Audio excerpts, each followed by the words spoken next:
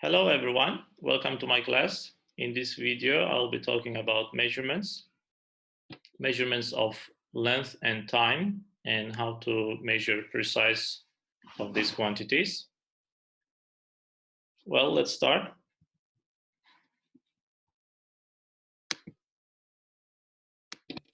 In measurement units, there are four things to be considered.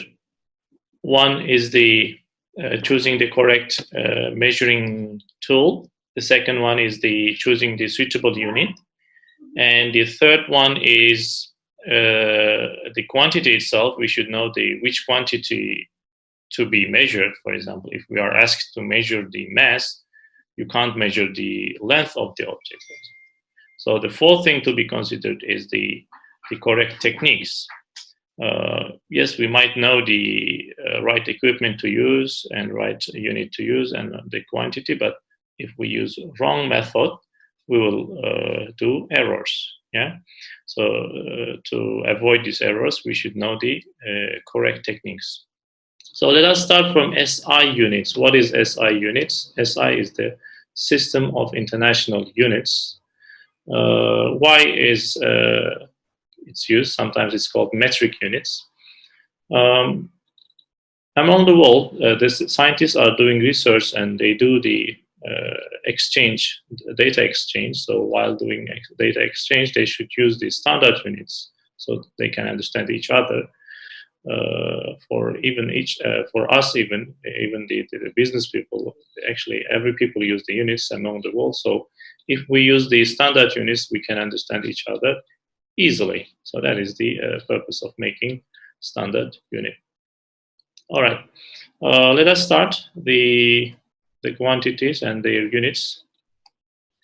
Well, mass is the quantity, and it's the amount of the matter, amount of substance, where standard unit is kilogram, and time is the quantity. It's a duration.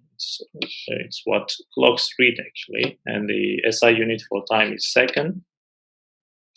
Well, length is the distance from one point to another point in the straight line, and the SI unit for length is the meter. Kilogram symbolized by kg, and there are some alternative units for the SI units. When we do the calculations, we will be converting one unit to the another units. Therefore, we should remember all these conversions. So 1 ton is equal to 1,000 kilogram, where 10 to the power of 3 kilograms. As I mentioned, kg is the symbol of kilogram, so we can write as 1 kilogram like this. And 1 gram is equal to 1 over 1,000 kilogram, which is 10 to the power of negative 3 kilograms. 1 milligram is equal to 1 over 1,000 grams, and which is equal to 1 over 1 million kilogram, where 10 to the power of negative 6 kilograms. All right, the SI unit of time is second, symbolized by S, and the other alternative units for the time.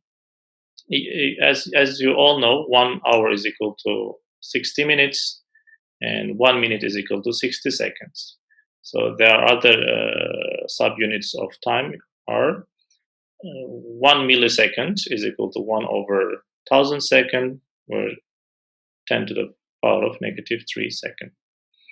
1 microsecond is equal to 1 over 1 million second, which is 10 to the power of negative 6 seconds. And 1 nanosecond is equal to 1 over 1 billion second, or 10 to the power of negative 9 second. SI unit for the length is meter and symbolized by m. So 1 meter can be written as 1 m. And 1 kilometer is equal to 1,000 meters, which is 10 to the power of 3 meters. 1 centimeter is equal to 1 over 100 meter, where is equal to 10 to the power of negative 2 meters. And 1 millimeter is equal to 1 over 1000 meter, which is equal to 10 to the power of negative 3 meters. So 1 meter is equal to 100 centimeter. 1 centimeter is equal to 10 millimeter. 1 micrometer is equal to 1 over 1 million meter, which is equal to 10 to the power of negative 6 meter. 1 nanometer is equal to 1 over 1 billion meter, which is equal to 10 to the power of negative 9 meter. Okay, so you think you've got all this unit stuff. What units would be most suitable for the following pictures? The first picture is showing the shoes. What mass unit is suitable to measure the mass of the shoes? And what time unit is suitable to measure the athlete's run? And the length of the bacterium, which length unit is suitable for the length of the bacterium, and which mass unit is suitable to measure the mass of both.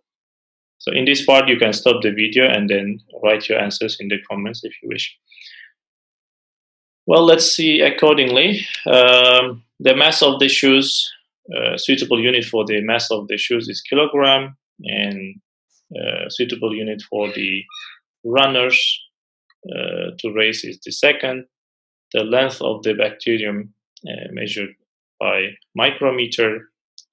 As you know, bacteriums are microscopic organisms. The mass of the boat measured in tons. Ton is the suitable unit for the mass of boat. Okay, let's think of the measuring tools. Which measuring tools are used for length and which measuring tools are measured for time.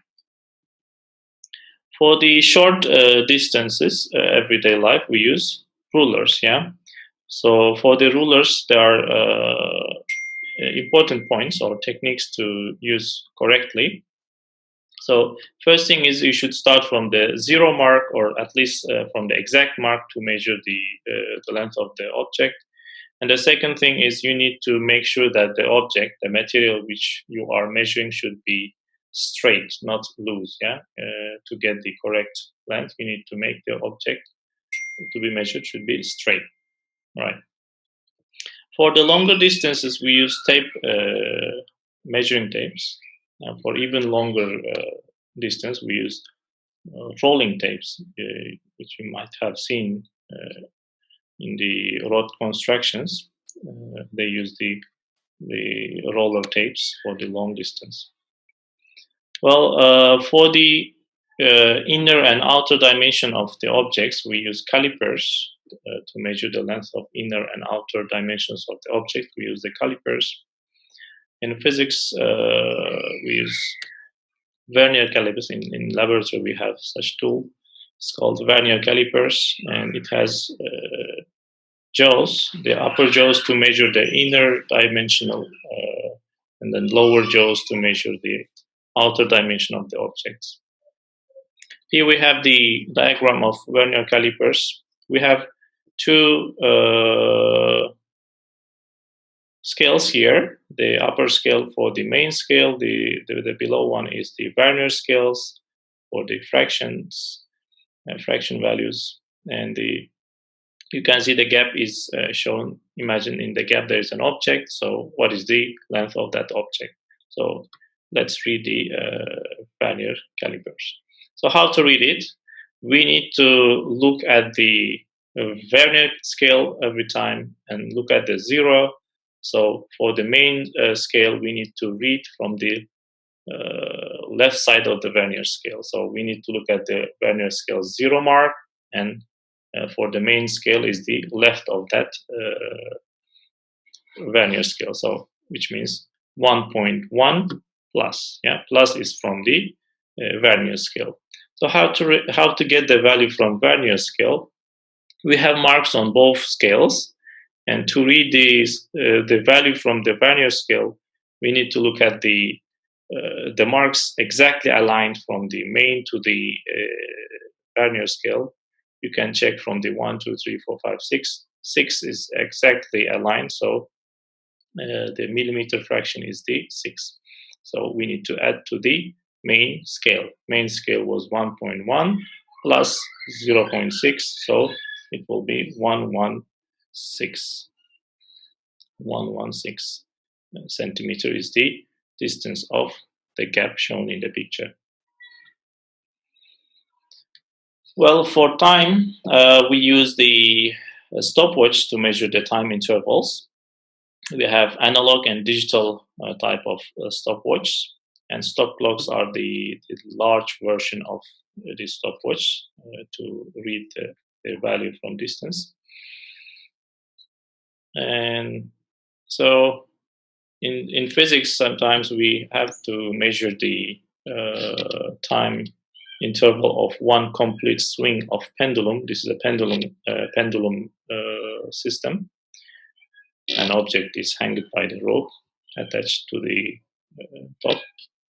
Well, what is one complete swing? First of all, we should understand what is one complete swing, and time taken for one complete swing will be 1 period. So we need to measure that time interval.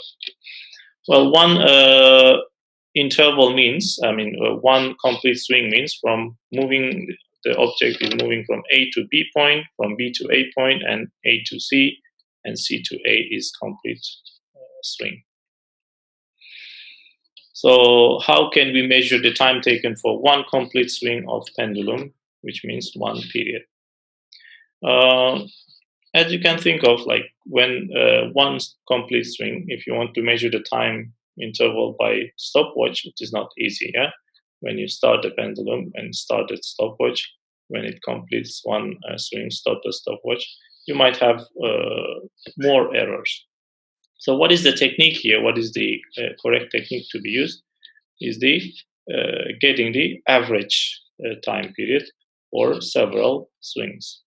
For example, measure the time for 25 swings and divide the results by 25 to get the average. So for 25 swings, total time is 46 seconds. What is the time interval for the one swing? Yes, 46 over 25 is equal to 1.84 seconds. So 1.84 seconds is the time interval for one complete swing. This is how we measure time intervals. All right, this is all for this video, and I'll see you in the next video.